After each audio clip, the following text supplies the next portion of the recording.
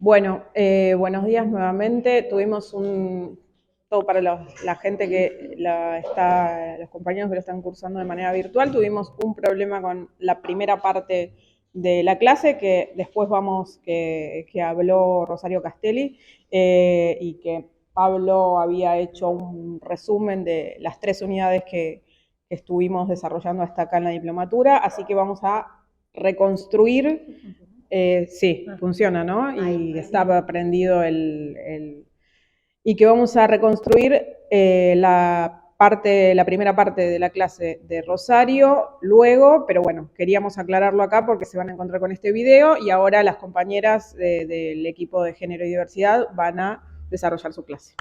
Gracias. Hola. No me gustan los micrófonos. Ay, ahí voy. Para me voy a correr. Ahí. Ahí. Está. Bueno, ¿estamos? ¿Quién? ¿Qué pasó? Ah, ok, bueno. Hola, ya dijimos hola 400 veces, pero hola a todos los que están en no sé dónde y a las presentes. Bueno, la idea un poco ahora es, ya vimos el video, que también va a estar subido en la plataforma, ya escuchamos a Rosario, que también va a estar su intervención subida, y la idea es ahora poder continuar trabajando con los temas que venimos planteando para esta clase.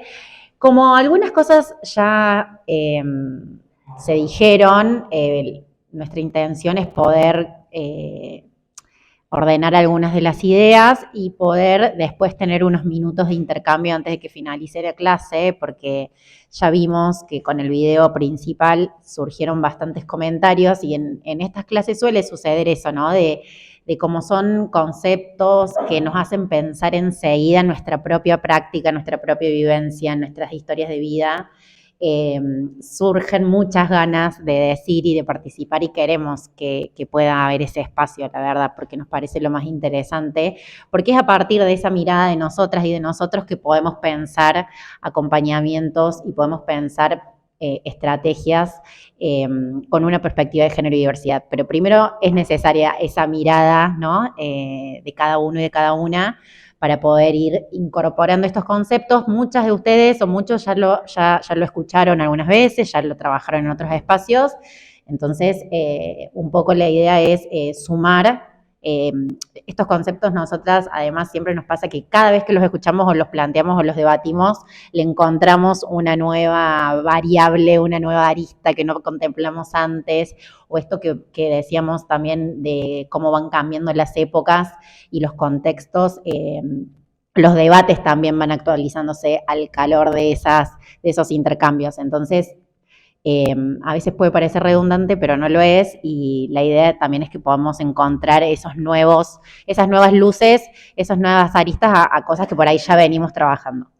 Por eso, acá en la presentación vemos esta tríada que seguramente ya vieron a lo largo de las clases anteriores, en donde está la persona, el contexto y la sustancia, y es en esa tríada que nosotras vamos a poder pensar la perspectiva de género y diversidad, cómo a partir de contemplar a la persona, a las sustancias y a los contextos, podemos incorporar conceptos que tienen que ver con la perspectiva de género y nos van a complejizar esta relación entre estas dimensiones. Entonces, por eso pensamos algunas preguntitas, que las voy a leer para decirlas bien, que dice cómo pensar los consumos de sustancias en una sociedad capitalista y patriarcal, de qué manera el capitalismo y el patriarcado inciden en nuestros modos de relacionarnos, de construir identidades y en nuestras prácticas de consumo, y cómo estos sistemas determinan la lógica de las desigualdades, las violencias y la exclusión. Estas preguntas no es para que las respondamos, sino que van a guiar un poco la reflexión y que ya están, ¿no?, presentes en lo que venimos intercambiando hoy. Como vimos, como se mencionó antes, la división, o sea, hay una asignación género-sexo que es binaria, que existe en la actualidad, en donde se asigna un rol a una persona teniendo en cuenta su sexo, sus características biológicas, en donde se va a asociar que un varón va a ser aquel ser humano que tenga un pene y una mujer quien tenga una vagina. O sea, hay una linealidad entre la sexualidad y el rol que se le va a asignar a esa persona por esa anatomía, digamos. Y el género se va a definir social, cultural e históricamente, es lo que venimos hablando, que es algo dinámico también, no es algo estático, y que va a abarcar estas representaciones e ideas que van a implicar determinadas prácticas también de cómo se espera que las personas actúen, cómo se espera que se relacionen, qué se espera de que a esa persona le guste, ¿no? Y es un concepto que nos determina en un montón de nuestras prácticas cotidianas. Por eso es importante pensarlo y repensarlo entendiendo que esto es una construcción social, cultural e histórica. Como decíamos, el género se plantea de manera binaria y además se entiende como un absoluto. O sea, los seres humanos se van a dividir en dos géneros, el femenino y el masculino. O sea, esa división va a ser lo que va a generar un absoluto. Entonces, si somos una cosa, no podemos ser la otra, ¿no? No hay algo por fuera. Estas dos formas de entender a la humanidad va a ordenar todo el resto de los sistemas y no va a quedar nada por fuera. Se presenta como un absoluto. Y el problema de esto no es que haya dos cosas solamente, sino que están jerarquizados esos géneros. O sea, hay un género que sus atribuciones tienen más valor que otras. Yo estoy tampando. ¿Qué hago? ¿Hablo así? Ah, no. No sé qué hacer. Ahí está. Ahí no tapo. Perfecto. Ahí estoy bien. ¿Ven bárbaro? Total, después me editan y salgo reina.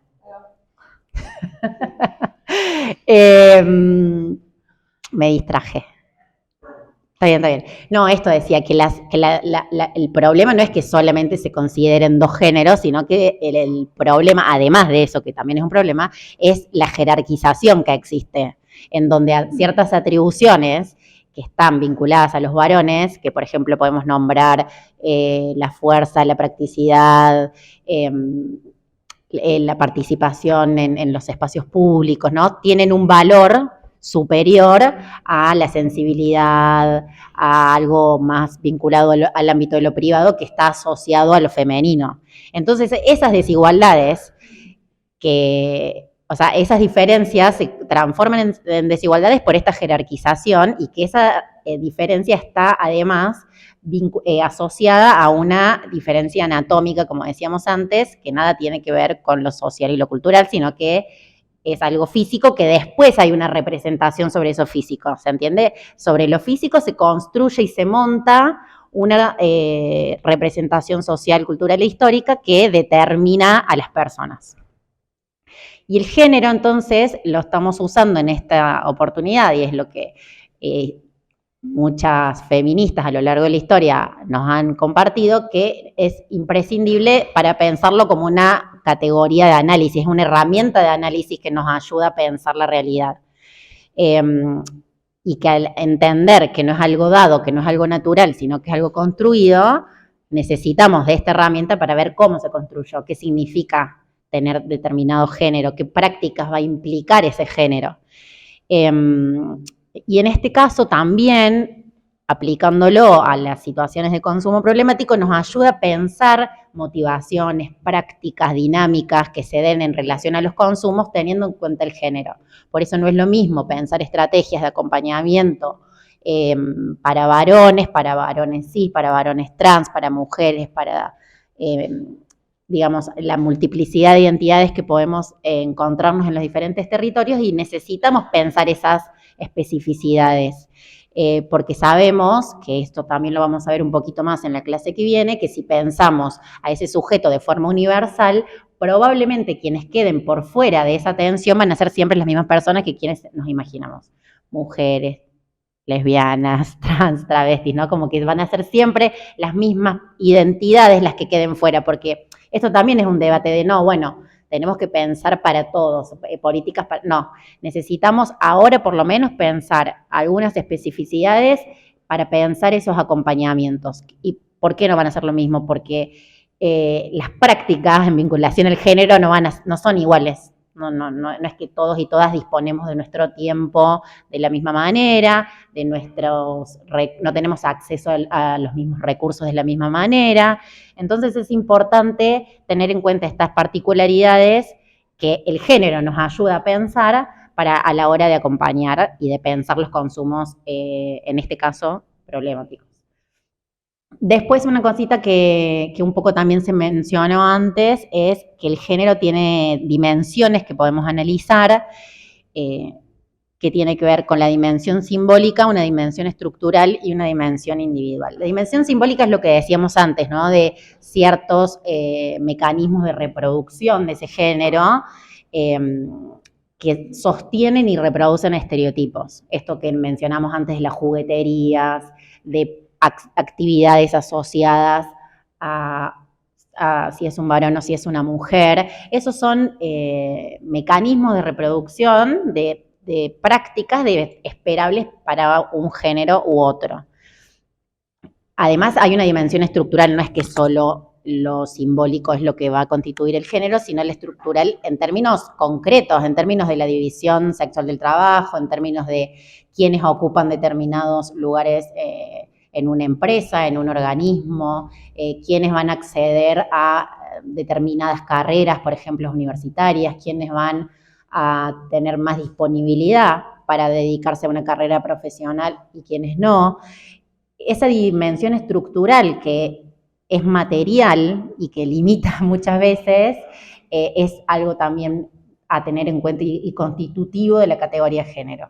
Y por último está la individual, que es lo que también mencionaba un poco el video, que es esta construcción de cada uno y de cada una en cómo ir construyendo, perdón, que valga la redundancia, esa identidad, y que tiene que ver con procesos de la vida, de la historia de vida, de las redes que se armaron, de la información a la que se pudo acceder también. Y que estas tres dimensiones dinámicamente van a ir constituyendo el género de cada uno y de cada uno. ¿Algo más de esto? No. Bien, bueno, no tapamos, ¿no? No. Bueno, un poco hoy más temprano conversábamos acerca de la idea de estereotipos de géneros, del concepto. Varios ejemplos surgieron.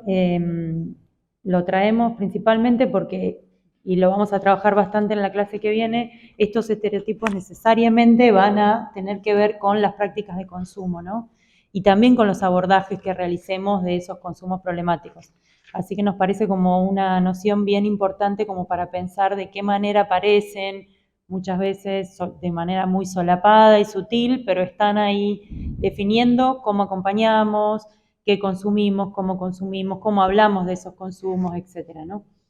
Entonces, pensar a los estereotipos de género como modelos, también pensarlos como mandatos, ¿no? Como ciertas cuestiones esperables, ciertos comportamientos esperables que atribuimos a las personas, ¿no? En función de su género, en función de su cuerpo, en función de su genitalidad, etcétera.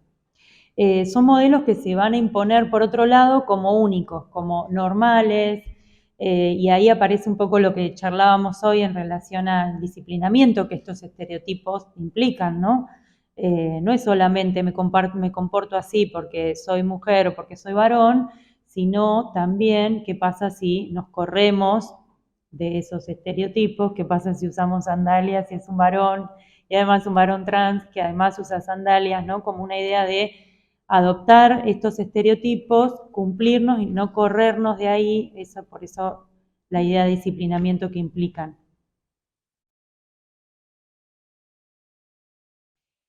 Bueno, ¿cuál es la relación entre sexo, género y estereotipos de género? Y ahí algo que trabajamos también siempre que lo planteamos en estos términos, que no es solamente una cuestión de diferencias, ¿no? Como de diversidad, sino justamente que esa diferencia implican desigualdades concretas y violencias que son también concretas y específicas, ¿no? Esto que decía Flor hace un ratito de, bueno, estas diferencias, estos atributos están jerarquizados. Hay ciertas cuestiones que están asociadas a lo bueno o lo mejor o lo esperable y otras que no, ¿no? Entonces, esta jerarquía es lo que vuelve necesario justamente la problematización porque eso implica desigualdades concretas.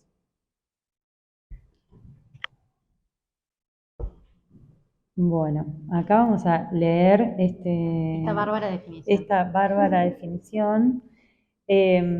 Bueno, la noción de patriarcado, que la estuvimos mencionando desde un principio, estuvo también circulando bastante, cuando hablábamos de sistemas, ¿no? Y de estructuras que van condicionando también la manera en la que nos movemos en el mundo, de lo que deseamos, lo que no deseamos, cómo nos vamos construyendo como personas y cómo se va construyendo nuestra identidad. Esto es en un sistema concreto que es el patriarcado, ¿no? Podemos definir el patriarcado como una forma de organización política, económica, cultural, religiosa y social, un sistema de relaciones sociales que se basa en el predominio de varones sobre el resto de las identidades de género. Es un sistema que crea, sostiene y diversifica instituciones que permiten no solo su supervivencia, sino también su reproducción. El patriarcado, acá dice el patriarcado nos jode a todos, el patriarcado oprime a todos los cuerpos y las identidades de género que escapen al esquema binario de cisnormatividad y heterosexualidad obligatoria. Es decir, no es solamente una cuestión de varones, ¿no? Como también después vamos a ir avanzando y vamos a trabajar un poquito el término interseccionalidad y poder pensar, bueno, no es solamente varones por encima de mujeres, sino poder complejizar esa mirada y también pensar en otras identidades o en identidades que están atravesadas por otras estructuras, por otras opresiones que van a generar justamente estas desigualdades, ¿no? Por otro lado, otra de las cuestiones que charlaban hoy más temprano, ¿no? Como decíamos, bueno, es mi manera de pensar o me cuesta, ¿no? Como algunas cuestiones que charlábamos en esos términos, también poder pensar que nos cuesta justamente porque todas las personas fuimos socializadas en este sistema que es el patriarcal, ¿no? Como no hay algo por fuera de esto.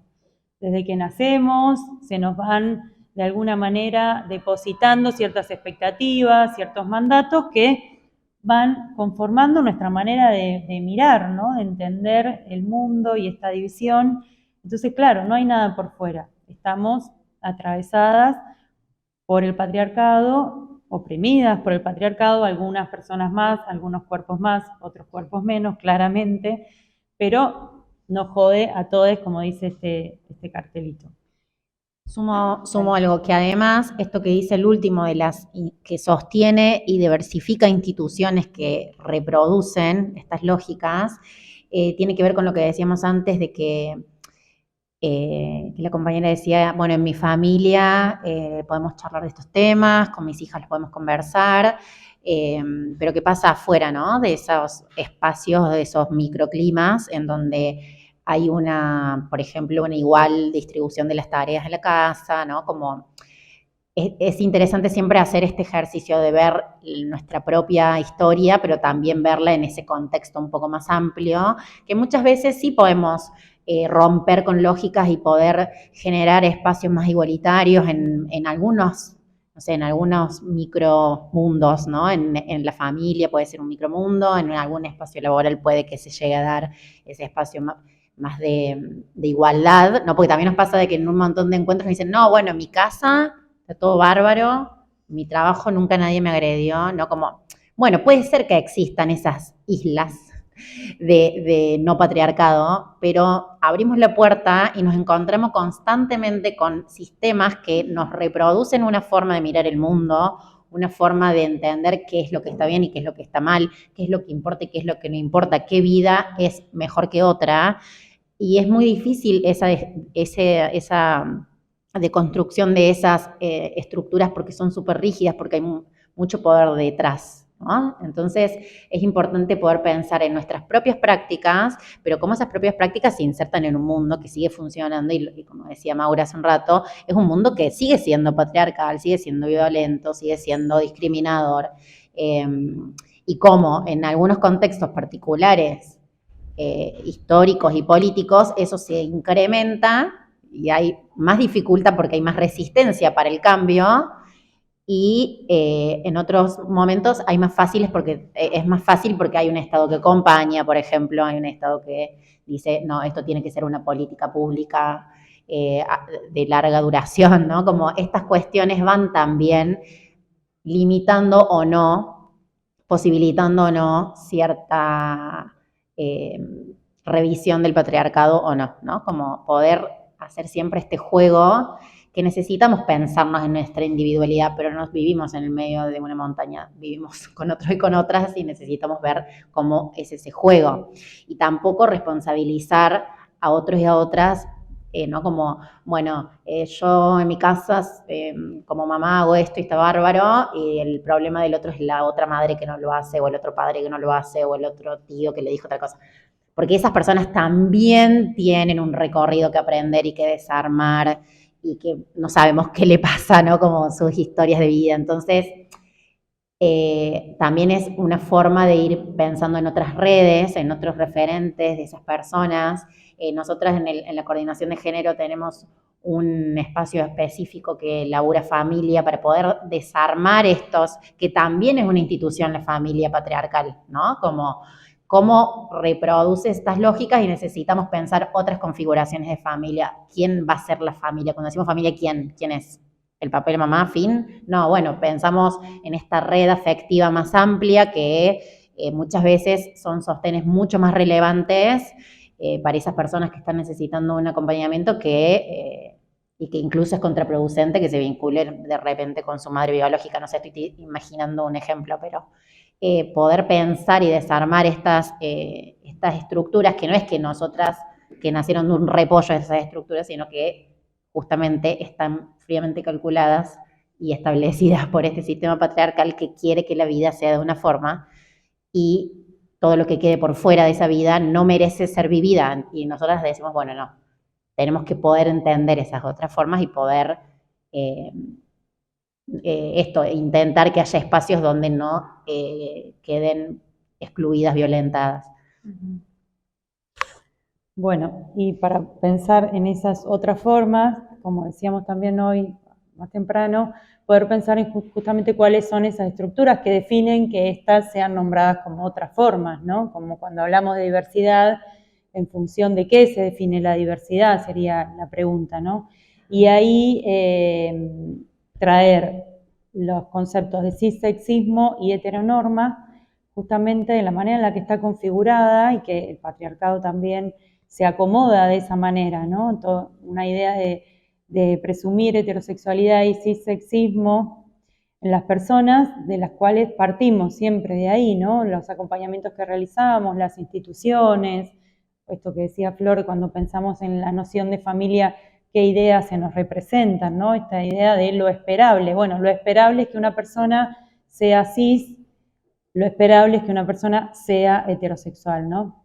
Entonces, bueno, traer y poder pensar que estas son dos estructuras que van a estar acompañando nuestra manera de mirar, las expectativas que depositamos sobre las personas, inclusive sobre las personas que acompañamos con consumos problemáticos, la idea de felicidad, ¿no? Como cuál es la idea que se nos representa cuando decimos, bueno, queremos que esta persona sea feliz, ¿qué esperamos para esa persona?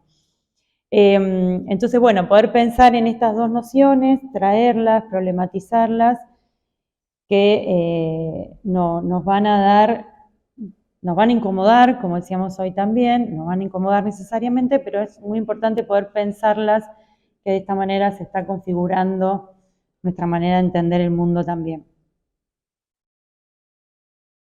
Bueno, lo trabajamos también en el video, ¿no? ¿Qué significa ser una persona cis? Eso está en el videíto, lo vimos hoy. La heterosexualidad, la heteronorma. Poder pensar en esto, ¿no? Como de lo anormal, lo desviado, son todos términos que aparecen capaz más solapados, ¿no? Como muchas veces, como decíamos, muchas veces cuando pensamos las actividades o las propuestas que realizamos, para quienes las estamos pensando, por ahí también ahí es problematizar esta noción. Bueno, identidad de género. Ahí arrancar por la ley de identidad de género, que también se menciona en el video, la ley 26.743 del año 2012. Esta ley lo que hace es definir el término identidad de género, ¿no? ¿Qué es la identidad de género? La define muy claramente, define también cuáles son los accesos que garantiza esta ley, el acceso al cambio registral, a las modificaciones corporales y demás, y no necesariamente, pero sobre todo lo que define y deja muy en claro es el respeto a la identidad autopercibida, independientemente de algún tipo de modificación, tanto sea de papeles, ¿no? Como burocráticas, como puede llegar a ser un DNI, como físicas y corporales. Entonces, esto es lo que la ley pone especial hincapié, por pensar en que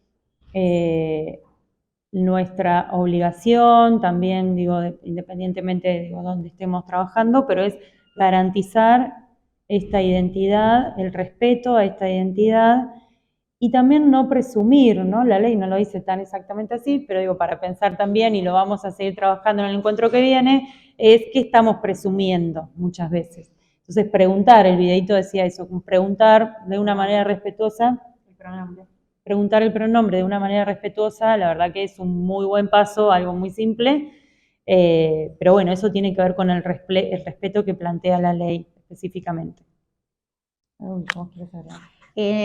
Trabajamos con muchos equipos también en relación a la ley de identidad de género, cómo sistematizar, por ejemplo, cómo registrar información en relación a esa persona cuando la persona no hizo su cambio en el DNI.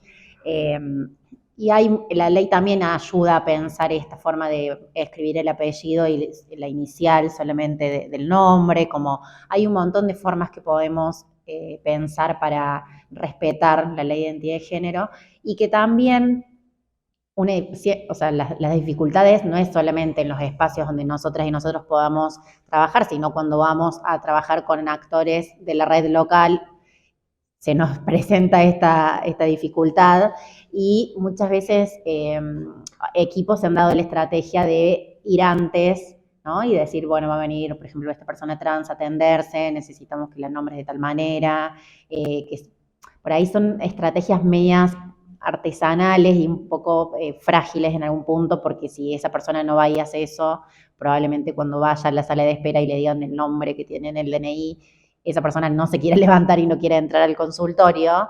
Pero digo, más allá de eso, hay algunas estrategias que podemos también compartir la clase que viene para poder pensar estas cuestiones que son determinantes, porque determinan, por ejemplo, en el caso que acabo de mencionar, que una persona entre o no a un espacio de atención con un profesional para ver, no sé, un chequeo X, hacerse una ecografía, una radiografía, lo que sea, ¿no? Y que porque muchas veces cuando hay problemas, sobre todo económicos y políticos muy graves, se tiende a pensar que, bueno, esto de género es algo accesorio, un maquillaje, una cosa que cuando estemos bien en esto vamos a trabajar en esto otro.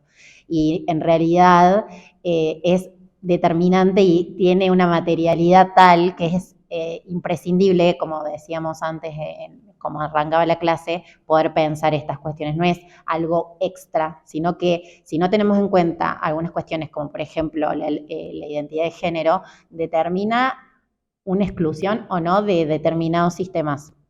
Entonces, es parte realmente importante y es parte de las cuestiones que tenemos que trabajar. No sé, digo también esto de los presupuestos, ¿no? Como decía Rosario, con esta con esta gestión se abrió un Ministerio de Géneros y Mujeres, en otras provincias también empezaron a existir estos organismos, la Secretaría empezó a tener una coordinación de género y diversidad, que eso no es algo que está y se va a quedar para siempre, ¿no? Entonces, poder pensar la relevancia de que existan estos espacios y poder defenderlos es algo clave también, y que tenemos un marco legal que por suerte también nos ayuda a seguir pensando desde este lugar, y es importante convencernos también de eso, ¿no? De que no es un extra, no es que cuando tenga tiempo voy a pensar en el género, ahora tengo que pensar en qué comer. Sí tengo que pensar en qué comer, pero justamente hay una diferencia entre esa desigualdad económica, por ejemplo, si la analizamos con una perspectiva de género, probablemente encontremos más dificultades en mujeres, lesbianas, gay, trans, ¿no? Que en varones que pueden resolver de alguna otra forma esa economía. Digo, la pobreza también tiene un rasgo vinculado al género, ¿no? Esto que se llama la feminización de la pobreza también tiene que ver con esto que estamos nombrando.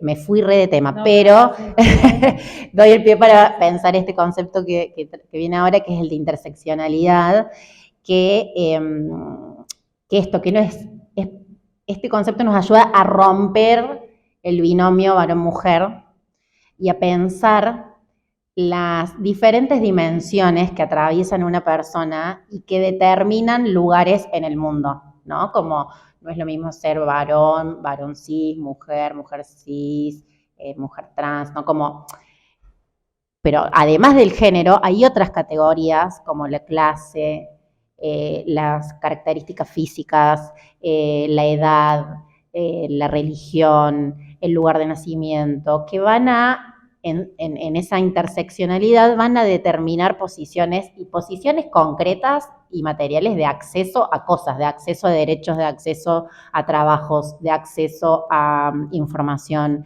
de la disponibilidad del tiempo, de las violencias que vamos a sufrir o no, en base a esas categorías.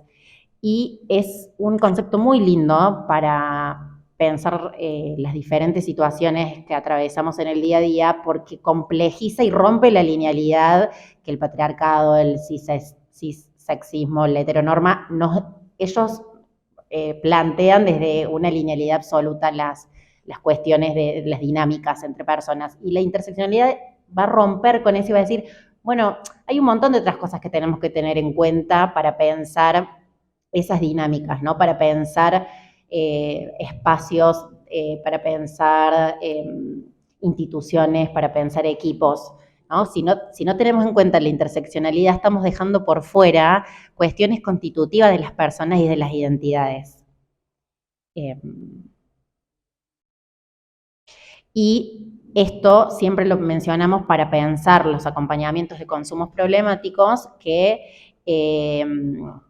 sobre todo en la red Cedronar, que hay equipos a lo largo y ancho del país, el territorio, por ejemplo, que Pablo también lo mencionaba antes, de como un factor central para pensar esta temática, tiene que ver también con la interseccionalidad, ¿no? Como todas estas dimensiones configuran escenarios y tenemos que conocerlos para poder, para que esas políticas que pensemos, esos acompañamientos, sean más adecuados y tengan más sentido que imaginarnos, suponer cosas que no son. Entonces es importante conocer estas otras dimensiones, ¿no? Que muchas veces vamos con programitas medios enlatados a lugares que no tienen nada que ver con lo que estamos proponiendo, y justamente el conocimiento de la interseccionalidad tiene que ver con el estar ahí, con el escuchar, con saber cuáles son las problemáticas puntuales de esa localidad, de ese barrio, de esa comunidad, y teniendo en cuenta, es como nos ayuda a, como si pudiéramos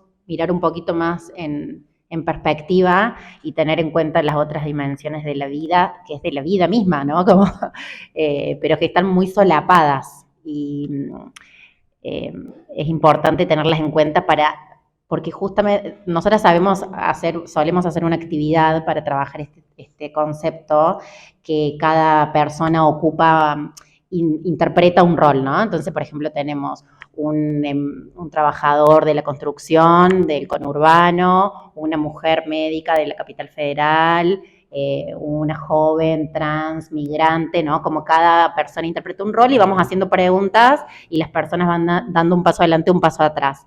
Cuando termina ese ejercicio vemos que realmente esas dimensiones de esa interseccionalidad determinan posiciones en el espacio, determinan estar cerca o no de trabajos formales, determina estar cerca o no de la posibilidad de estudiar en una universidad, determina o no de que si, de estar más cerca o no de determinadas violencias también, ¿no? Y es muy lindo ese ejercicio porque lo vemos gráficamente muy claro y que no es algo accesorio, como decíamos antes, realmente genera materialidad y lo podemos observar. Hasta acá llegamos con la clase 1. Nos quedan unos minutitos para unas preguntas. Sí. Lo que podemos proponer lo que podemos proponer en función también de que se pidió algún pequeño espacio para ver el tema de los grupos es 2 preguntas y el resto, quienes tengan preguntas, las dejamos para la clase próxima, ¿sí? Por favor, anótense las preguntas, las compañeras van a volver la clase próxima, así que 2 preguntas ahora, breves, ahora me acerco yo con el micrófono. También puede ser para la clase que viene, que estas cosas llevan tiempo, ¿no? Para reflexionar y que por ahí nos pasa de que, ay, fui a mi casa y charlé tal tema y me quedé pensando, como también si nos quieren compartir eso la clase que viene, súper bienvenido. Bueno. No vale que pregunten. El compañero primero no aparece.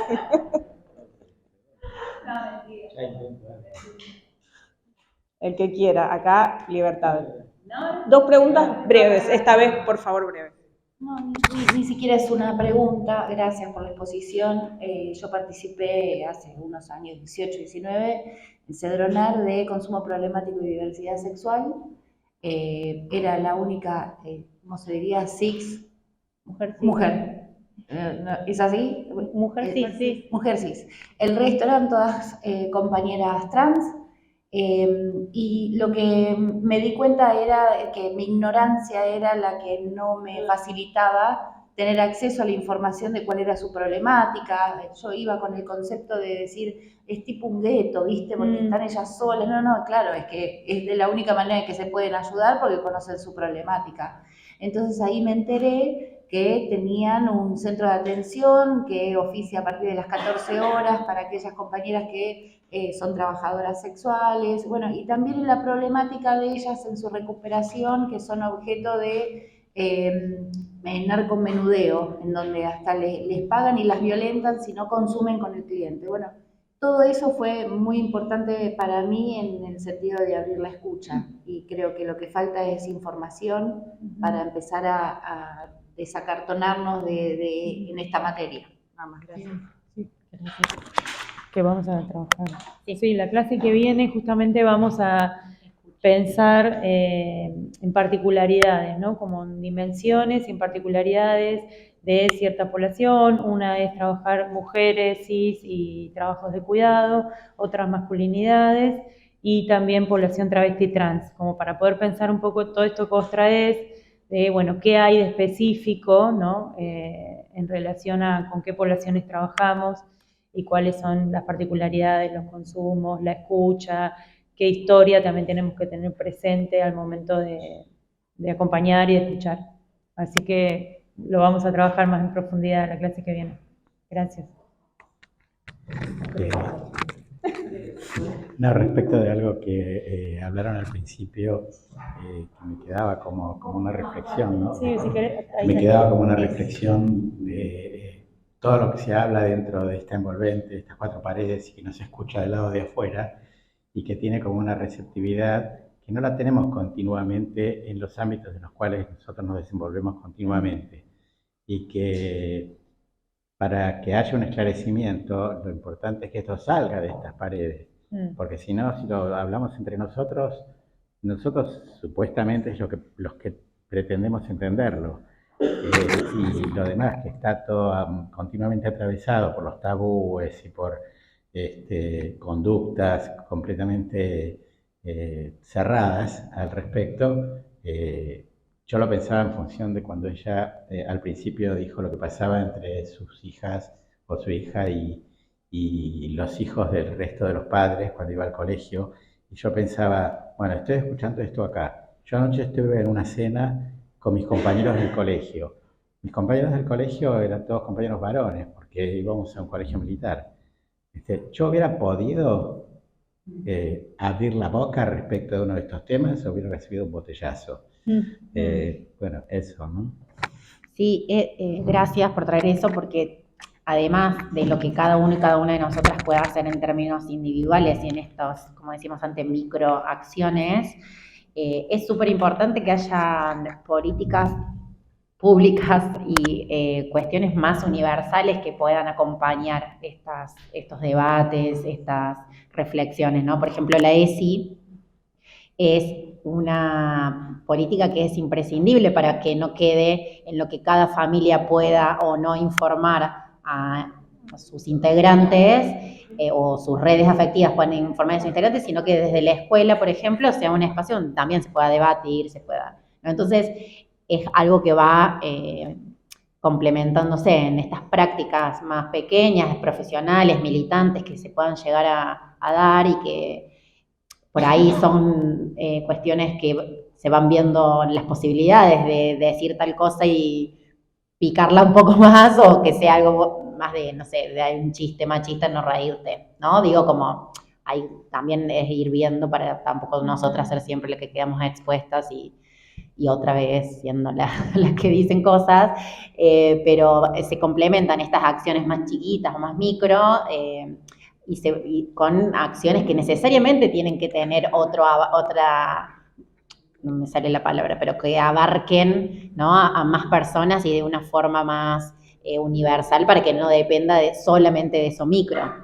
Y que esas instituciones se vayan repensando. Por eso un montón de espacios laborales empezaron a tener áreas de género, por eso en las escuelas con la ESI se empezó a trabajar un montón estas cuestiones, por eso el Estado Nacional conformó un ministerio, digo, como un montón de cosas que van acompañando a esta posibilidad de reflexionar y repensarnos. Bueno, por hoy entonces terminamos, pedimos un aplauso para las compañeras.